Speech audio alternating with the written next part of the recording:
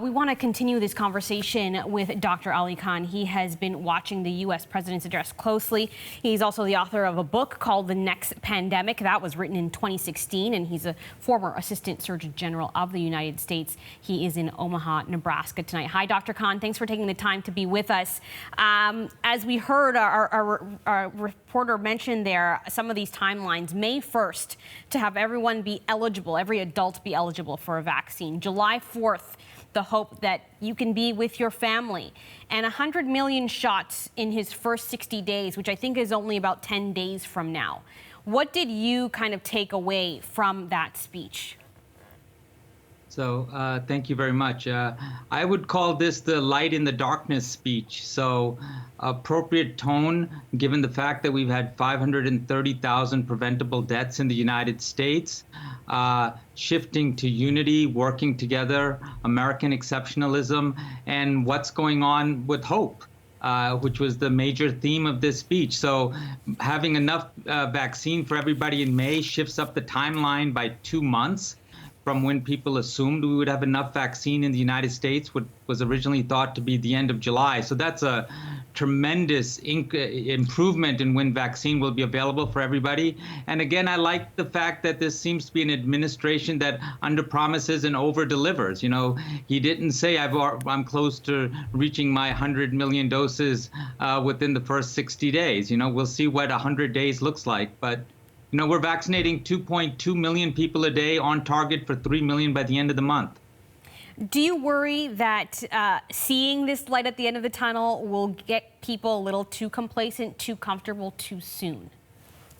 I think the president was very clear of saying that he's a wartime president. We're at war against this virus, and linking the economy with getting this virus under control, which is not something that many people appreciate. So the disease and devastation from COVID is horrid, but it's over magnified by the social, political, and economic impacts of this disease. So he's very clear: get the virus under control, get our economy fixed, get back to normal. And I believe he at least said twice or thrice, do not be complacent. This is not the time to say, I'm no longer going to wear a mask and I'm going to go about my business. This is the time to go make sure you and all your friends and loved ones are vaccinated, and continue to take appropriate measures until we do get the disease under control in the United States. You mentioned the economy. This speech coming hours after he signed this $1.9 trillion relief bill. Talk to us about how this kind of financial support is going to impact people. So I know it's not framed this way in the United States, but I would say this is the biggest public health bill in the history of the United States, because it doesn't just address directly making sure that there's enough resources to get for vaccine to get people vaccinated, but it also addresses many of the social determinants of health that lead to health equities in the United States. So in there is relief, food relief, rent relief, mortgage relief, money for transportation, money for education for K-12 and for higher education, and then obviously economic relief, which is a big social determinant of health. So without saying it, this is one of the largest public health bills in the history of our nation, and will directly address the health equities and recognizes the fact that, yes, this is a horrific disease, but there's been tremendous social, economic, and political consequences of COVID-19 in the United States due to the response. Doctor, take us back a year ago, because you are living in a very different America than was March 11th, 2020. A different tone from the president as the pandemic was declared. Take us back when you reflect on a year ago today, how different things were.